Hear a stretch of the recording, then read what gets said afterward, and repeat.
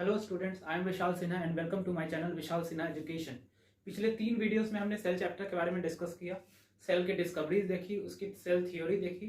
उसके अंदर 2 साइंटिस्ट याद होगा आपको, रुडोल्फ विर्चो आए थे, फिर से उसको रिप्रपोज किया गया था उस सेल थ्योरी को। दूसरा हमने डिफरेंसेस देखा था, यूनिसेलर, मल्टीसेलर, प्रोकैरियोटिक, यूकैरियोटिक। उसके बाद साइटोप्लाज्म, प्लाज्मा मेम्ब्रेन, और लास्ट टॉपिक क्या था, एंडोमेम्ब्रेन सिस्टम, जो कि काफी इंपॉर्टेंट टॉपिक था। उसमें मैंने बताया था क्यों इसको सिस्टम कहते हैं, क्योंकि एक मेम्ब्रेन बाउंड यानी प्लाज्मा मेम्ब्रेन के अंदर कोई सिस्टम वर्क कर रहा है। और उसके अंदर कितने ऑर्गेनल्स थे? 4 ऑर्गेनल्स। कौन कौन?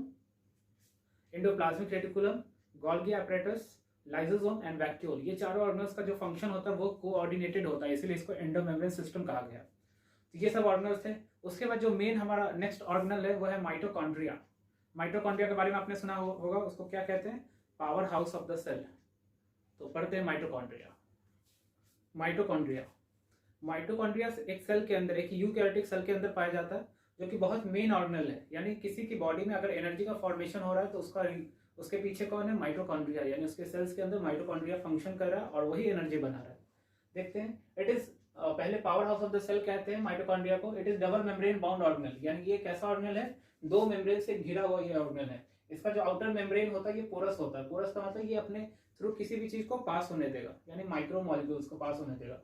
while inner membrane is deeply folded which increase surface area for ATP production। और जो अंदर वाला जो सरफेस है वो अंदर की तरफ ज्यादा से ज्यादा मुड़ा हुआ है। रीजन क्या है? ताकि ये सरफेस एरिया को इंक्रीज करा पाए। जितना ज्यादा सरफेस एरिया होगा उतना ज्यादा एटीपी प्रोडक्शन होगा। अगर देखिए वो इनर मेम्ब्रेन क्या कर रहा है, एक पर्टिकुलर स्ट्रक्चर बना रहा है जिसको क्या कहते हैं? क्रिस्टी कहते हैं। क्रिस्टी के अंदर, क्रिस्टी के ऊपर एक स्ट्रक्चर दिखता है ऑक्सीजोम, और ऑक्सीजोम ही मेन पार्ट है इस माइटोकॉन्ड्रिया का एटीपी प्रोडक्शन के लिए, या फिर बोल सकते हैं एनर्जी प्रोडक्शन के लिए। कुछ और पार्ट देख लेते हैं एटीपी के बारे में। पहले यहाँ देख लेते हैं एटीपी का फुल फॉर्म क्या होता है? Adenosine triphosphate. Adenosine triphosphate is also called energy currency. इसको एनर्जी करेंसी भी कहते हैं। ऐसा समझ लो, अगर मार्केट में हम जाते हैं, कोई भी चीज परचेज करते हैं, तो वहां क्या देते हैं? पैसे। यानी हर चीज को खरीदने के लिए क्या चाहिए? हमें पैसे चाहिए। वैसे ही बॉडी में जहां जहां एनर्जी का रिक्वायरमेंट होता है वहां वहां ये एटीपी मॉलिक्यूल जाता है और ब्रेक करता है, यानी टूटता है। उसका ब्रेक करने से एनर्जी का रिलीज होता है और उसी एनर्जी का यूज करके हम लोग अपना कोई भी वर्क परफॉर्म कर पाते हैं। तो इसीलिए इसको एनर्जी करेंसी कहते हैं। Because our body use energy which are stored in ATP production for various function. यानी हम जितना भी फूड इनटेक करते हैं, उस फूड से जो एनर्जी हम कंज्यूम करते हैं, तो वो एनर्जी क्या होता है? स्टोर्ड हो जाता है। किसके अंदर? एटीपी के अंदर। और वही जब जरूरत पड़ती है तो वो एटीपी ब्रेक करके एनर्जी प्रोवाइड करेगा। इस ऑर्गेनल के डायग्राम को देख लेते हैं। अगर इसमें देखें, 2 कंपार्टमेंट दिखाए जा रहे हैं, यानी एक स्पेस दिख रहा है किसके किसके बीच में? इस आउटर मेम्ब्रेन और इनर मेम्ब्रेन के बीच में स्पेस। इसको कहेंगे आउटर कंपार्टमेंट, क्योंकि ये बाहर की तरफ है। और अंदर की तरफ क्या है? इनर कंपार्टमेंट, जिसको मैट्रिक्स कहते हैं। दूसरा, अगर बाहर वाली जो लेयर है उसको आउटर माइटोकॉन्ड्रियल मेम्ब्रेन कहते हैं। आउटर मतलब बाहर, माइटोकॉन्ड्रियल क्योंकि माइटोकॉन्ड्रिया का मेम्ब्रेन है इसीलिए माइटोकॉन्ड्रियल मेम्ब्रेन। ये इनर है इसीलिए इनर माइटोकॉन्ड्रियल मेम्ब्रेन। नेक्स्ट है राइबोसोम। राइबोसोम है जो वो 70S टाइप मैंने लिखा है। याद करो, मैंने बताया था difference between prokaryotic and eukaryotic cell. वहां मैंने बताया था कि एक डिफरेंस होता है राइबोसोम का भी। यानी प्रोकैरियोटिक सेल के अंदर जो राइबोसोम पाया जाता है वो 70S टाइप पाया जाता है, और यूकैरियोटिक सेल के अंदर 80S टाइप पाया जाता है। तो ये क्या है? 70S type. यानी इसका जो क्रोमोसोम है वो प्रोकैरियोटिक सेल की तरह है। और मुझे कुछ हिंट दिख रहा है इसके अंदर, पता नहीं आपको दिख रहा है कि नहीं दिख रहा। मुझे इसके अंदर प्रोकैरियोटिक सेल का एक शैडो दिख रहा है। लग रहा है कि मैं प्रोकैरियोटिक सेल को ही पढ़ रहा हूँ, लेकिन ये क्या पढ़ रहा हूँ? हम लोग क्या पढ़ रहे हैं? माइटोकॉन्ड्रिया पढ़ रहे हैं। देखो वहां भी ध्यान दो, मैंने वहां भी बताया था कि single chromosome is found in prokaryotic cell. यानी प्रोकैरियोटिक सेल में सिंगल क्रोमोसोम या फिर डीएनए भी कह सकते हैं पाया जाता है। यहाँ भी देखेंगे ये सिंगल ही है। ये single double stranded circular DNA है। डीएनए का full form deoxy ribo nucleic acid मैंने लिखवाया था, और आरएनए का राइबोस न्यूक्लिक एसिड। उस प्रोकैरियोटिक सेल के अंदर आरएनए भी होता था, राइबोसोम भी 20S टाइप होता था, उसके अंदर भी सेल वॉल लाइक स्ट्रक्चर था जो यहाँ मेम्ब्रेन कह रहे हैं। यानी ये माइटोकॉन्ड्रिया एक प्रोकैरियोटिक सेल की तरह दिख रहा है। और मैं ये बार बार आपको हिंट क्यों कर रहा हूँ? इसके पीछे कुछ रीजन है जो आगे मैं बताऊंगा, अभी बने रहेंगे। नेक्स्ट जो हमारा ऑर्गेनल है वो है प्लास्टिड। प्लास्टिड प्लास्टिड भी एक डबल मेम्ब्रेन बाउंड ऑर्गेनल है, यानी माइटोकॉन्ड्रिया की तरह ही ये 2 मेम्ब्रेन से घिरा हुआ है। Plastids are present in all plants.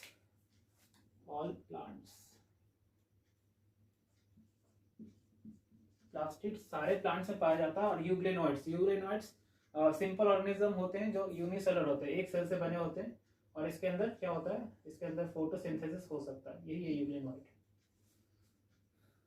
अब नेक्स्ट देखेंगे on the basis of presence और absence of pigment and type of pigment plastids are classified into, यानी उसमें पिगमेंट प्रेजेंट होगा, एब्सेंट होगा या किस टाइप का पिगमेंट होगा, इस आधार पे प्लास्टिड को 3 पार्ट में डिवाइड किया गया है। पहला है क्रोमोप्लास्ट, दूसरा है क्लोरोप्लास्ट एंड तीसरा क्या है, ल्यूकोप्लास्ट। याद रखेंगे, chromoplast, chloroplast and leucoplast. Plastid का फर्स्ट टाइप क्या है, क्रोमोप्लास्ट। क्रोमो का मतलब कलर होता है, यानी इसके अंदर 2 पिगमेंट पाए जाते हैं, कैरोटीन और ज़ैंथोफिल्स। क्या, कैरोटीन एंड ज़ैंथोफिल्स, ये दोनों पिगमेंट क्रोमोप्लास्ट के अंदर पाए जाएंगे। ये जनरली प्लांट के उस रीजन में होगा जो आपको कलरफुल दिखता है, जैसे फ्लावर में क्या देखते हैं, yellow colour, green colour, sorry green नहीं, yellow colour, orange colour, red colour. ये सब क्यों होता है, क्योंकि उसके अंदर क्रोमोप्लास्ट होता है और यही वो कलर प्रोवाइड करता है। क्लोरोफिल पिगमेंट प्रेजेंट भी हो सकता है और एब्सेंट भी हो सकता है। अगर प्रेजेंट है तो नेग्लिजिबल अमाउंट में, बहुत कम अमाउंट में होगा प्रेजेंट, किसके अंदर, क्रोमोप्लास्ट के अंदर। It occurs mainly in pericarp and petals. Pericarp क्या होता है, किसी फूड यानी मैंगो का जो ऊपर वाला जो रीजन है वो पेरिकार्प उसको कहते हैं। और पेटल्स क्या होता है, जो फ्लावर का कलर्ड पोर्शन है उनको पेटल्स कहा जाता है या कोरोला कहा जाता है उस पूरे ग्रुप को। यही था क्रोमोप्लास्ट। दूसरा है क्लोरोप्लास्ट। क्लोरो यानी ये कलर प्रोवाइड करेगा कौन, और इसके अंदर जो पिगमेंट प्रेजेंट होता है वो क्या होता है, chlorophyll pigment. It mainly contain chlorophyll which is responsible for absorption of light. अगर पूछे कि फोटोसिंथेसिस सबसे अच्छा कौन सा पिगमेंट कराता है, वो है क्लोरोफिल। इनसे भी फोटोसिंथेसिस होता है, कैरोटीन, ज़ैंथोफिल से भी, लेकिन ये सबसे अच्छी इसकी इफिशियंसी होती है, यानी लाइट को ज्यादा अच्छे से ये एब्जॉर्ब कर सकता है क्लोरोफिल पिगमेंट, और ये प्लांट को ग्रीन कलर प्रोवाइड करता है। इधर मैंने एक डायग्राम बनाया क्लोरोप्लास्ट का।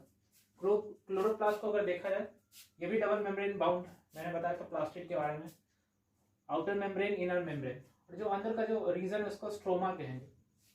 ये कॉइन्स की तरह जो स्ट्रक्चर लग रहा है जैसे 4 कॉइन्स मैंने रख दिया, इन चारों को एक साथ थैलेकॉइड कहा जाता है और सिंगल एक को ग्राना कहा जाता है। फिर एक इन दोनों के बीच में कनेक्शन है जिसको स्ट्रोमा लैबली कहा जाता है। इनके ऊपर ही पिगमेंट्स होते हैं। कौन से पिगमेंट, क्लोरोफिल पिगमेंट, यानी फोटोसिंथेसिस क्लोरोप्लास्ट के अंदर कहाँ होगा, थैलेकॉइड के अंदर होगा और स्ट्रोमा लैबली के अंदर होगा। तीसरा है ल्यूकोप्लास्ट। ये जनरली कलरलेस प्लास्टिड है, यानी ये प्लांट को कोई कलर प्रोवाइड नहीं करता है। ये अलग अलग साइज और शेप का होता है और ये जनरली स्टोरेज में काम करता है, यानी न्यूट्रिएंट्स को स्टोर करने में। Pigments are absent in leucoplast, जो पिगमेंट होगा वो एब्सेंट होगा। और ये जनरली नॉन ग्रीन पार्ट्स, यानी प्लांट का वैसा पार्ट जो ग्रीन नहीं है उस पार्ट में पाया जाएगा, और लोअर पार्ट यानी प्लांट के स्टेम में, प्लांट के रूट में, इस रीजन में ल्यूकोप्लास्ट पाया जाता है। On the basis of storage, इसका जो स्टोरेज होता है उसके आधार पर इसको 3 पार्ट में डिवाइड किया गया है, अमाइलोप्लास्ट, इलियोप्लास्ट एंड एलियोप्लास्ट। अमाइलो का मतलब, अमाइलो वर्ड कभी भी आ जाए तो इसका मतलब समझना कार्बोहाइड्रेट के बारे में बात की जा रही है। तो अमाइलोप्लास्ट क्या होगा, कार्बोहाइड्रेट को स्टोर करेगा, पोटैटो राइस उसका एक एग्जांपल है। इलियोप्लास्ट, इलियो, इसमें ऑयल दिख रहा है ना, ओ आई, याद रखना, जो ऑयल और फैट को स्टोर करे।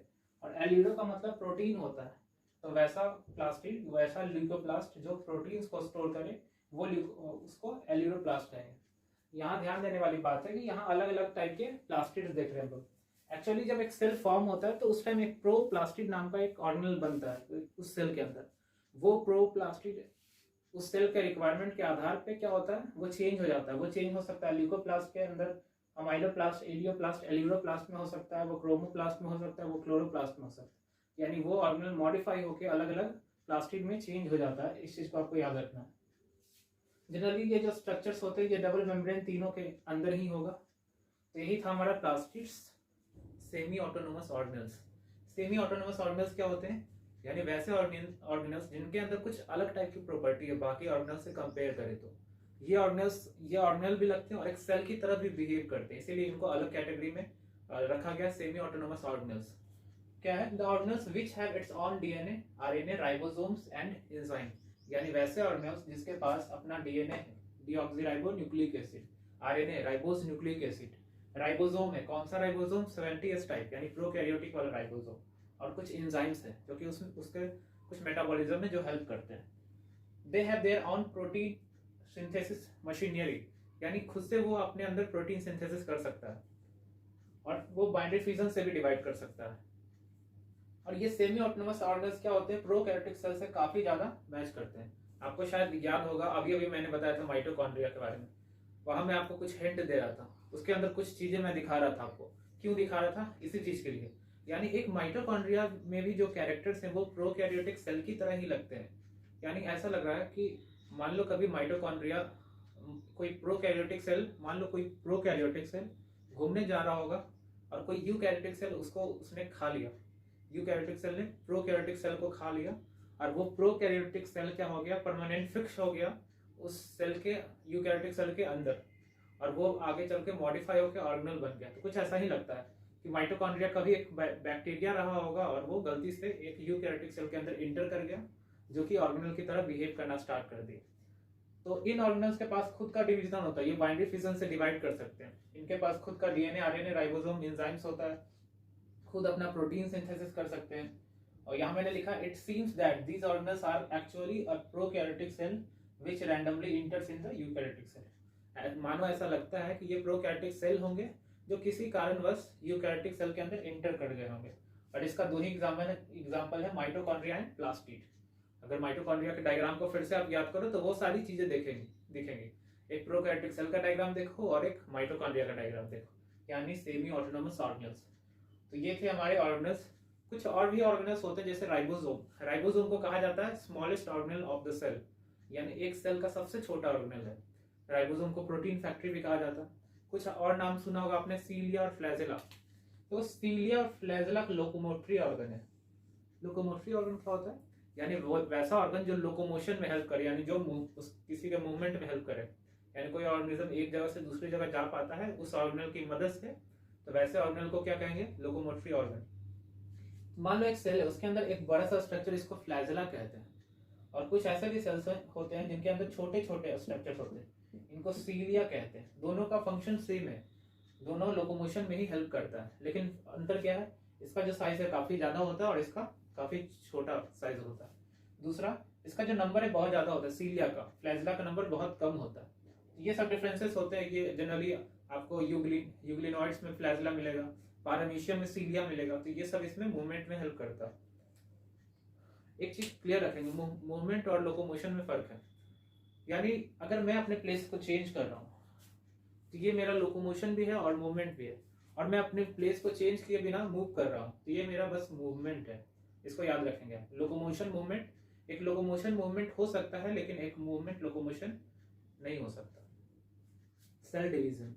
सेल डिवीजन का मेन जो मतलब होता है वो डुप्लीकेशन या फिर रेप्लिकेशन ऑफ डीएनए, यानी डीएनए का डिवाइड होना, डीएनए 1 से 2 हो जाना, इसी को सेल डिवीजन कहते हैं। सेल डिवीजन इसी रीजन के कारण होता है। दूसरा, it is a process by which new cell arises from old cell. याद करो, रुडोल्फ विर्चो ने भी यही कहा था, सेल थ्योरी में रीप्रपोज किया गया था सेल थ्योरी को इसी लाइन के थ्रू। यानी एक सेल कहाँ से आता है? पहले वाले सेल से। तो अपने ओल्डर सेल से ही एक नया सेल अराइज होता है। Cell division occur for gamete formation. Cell division किस किस कारण बस होता है? एक गैमेट फॉर्मेशन के लिए होगा, टू ग्रो यानी किसी बॉडी को ग्रो कराने के लिए होगा, and to replace old dead and injured cell. कोई सेल अगर इंजर्ड हो गए, डेड हो गए और उनको रिप्लेस करना है, ओल्ड हो गए, तो उस कंडीशन में भी सेल डिवीजन होता है।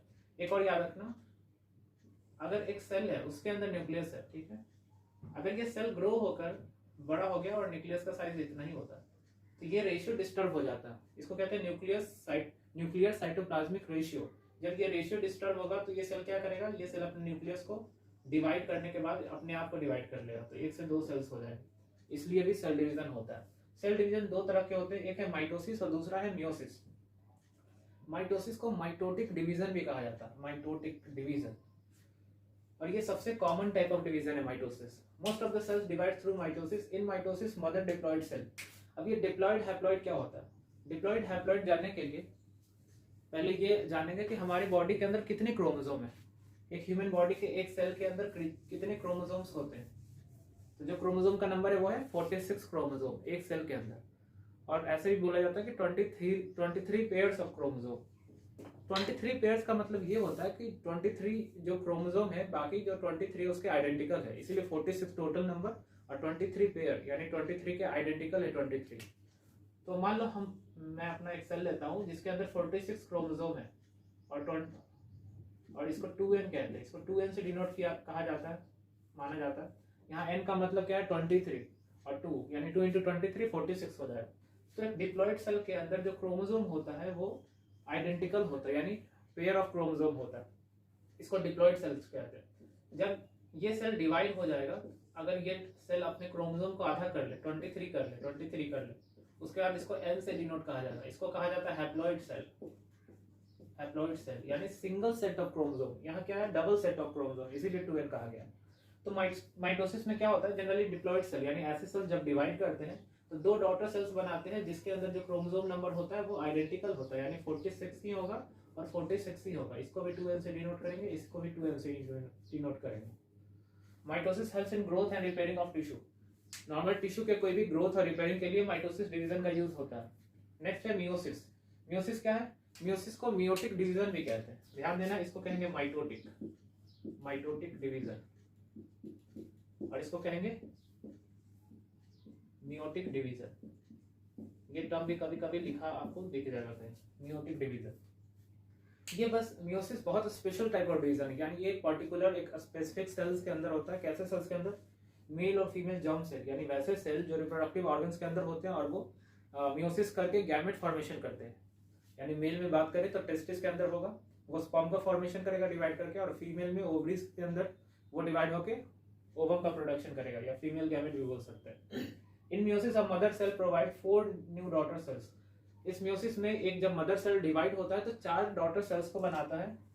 Have half number of chromosome then mother cell, यानी जो मदर सेल है उसके अंदर जितना क्रोमोसोम था उसका क्रोमोसोम का नंबर हाफ हो जाता है किसमें, डॉटर सेल्स में। अब 1 से 4 जो सेल्स बन गए तो इसके अंदर 23, इसके अंदर 23, इसके अंदर 23, इसके अंदर 20। यानी ऐसा कह सकते हैं कि ये जो डिप्लॉइड सेल है ये डिवाइड होकर 4 हैप्लॉइड सेल में डिवाइड हो गया, एक सेल से 4 सेल्स में चेंज हो गया। तो यही था हमारा मियोसिस डिवीजन और यही हमारा सेल डिवीजन खत्म होता है। इसके साथ साथ हमारा चैप्टर भी यही खत्म होता है, सेल चैप्टर। अगर कोई भी इस पूरे के पूरे चैप्टर से रिलेटेड आपको कोई डाउट है तो कमेंट में आसानी से पूछ सकते हो। And thank you so much for watching.